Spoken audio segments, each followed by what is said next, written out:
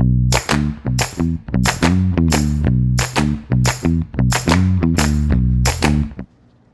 my name is Mike at Top Dog SF, and I'm here with our buddy Mac the Bernedoodle, and today we're going to be working on charging markers.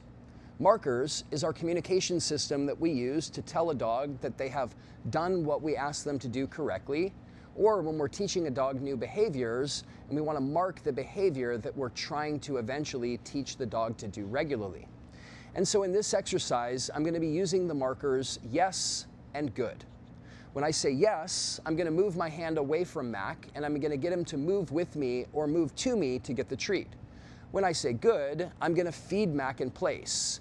And what I'm doing is I'm waiting for Mac to look at me, and every time that he looks at me, I'm going to randomly mark with either yes or good, and then I'm going to feed him accordingly. Yes would typically be our termination marker to tell a dog that they have completed the behavior we asked them to do, or when we're teaching a dog a new behavior and we're not expecting them to stay in that behavior for a long period of time. Like for instance, when we're teaching sit or down to a puppy like Mac, who's 11 weeks old, we don't expect them to stay sitting when we've given them the cue, and so we typically want to release them right away. And then later on, we can use the good marker to mark duration of behaviors like sit and down and other things that we want to build calm, confidence, and trust in.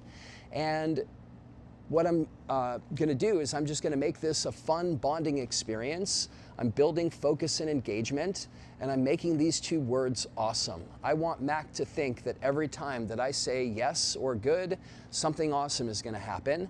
But this also helps Mac regulate his energy, because when I say good, I want him to stay doing what he's doing, and when I say yes, I want him to be released from what he's doing. So this is how we're going to do this. So I have some high value treats in my hand, and I'm just going to start. Yes.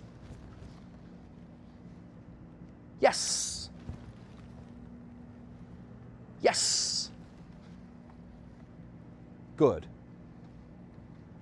Good. Good.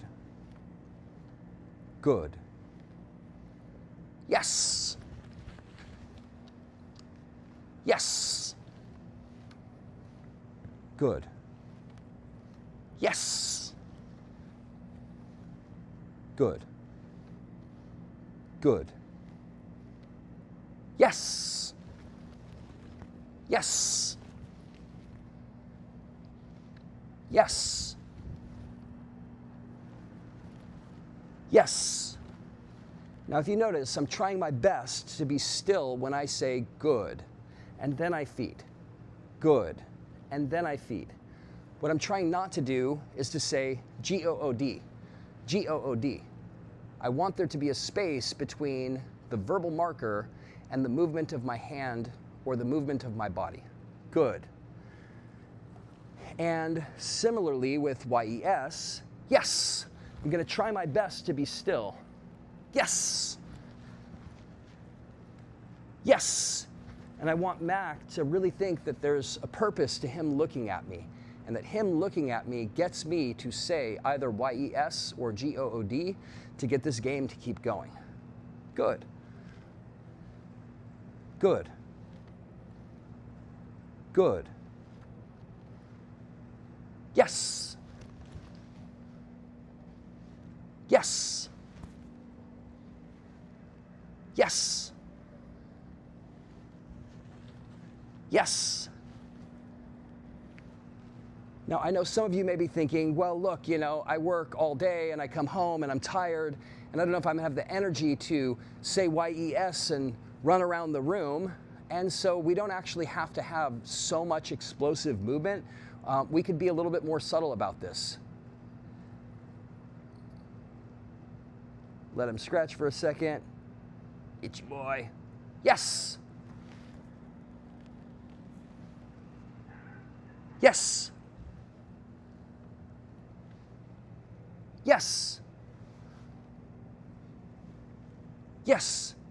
As long as there is some movement after the yes, then this helps Mac understand that when we say yes, that means that he should expect to stop doing whatever he's doing and move towards us or move with us to get rewarded for the behavior.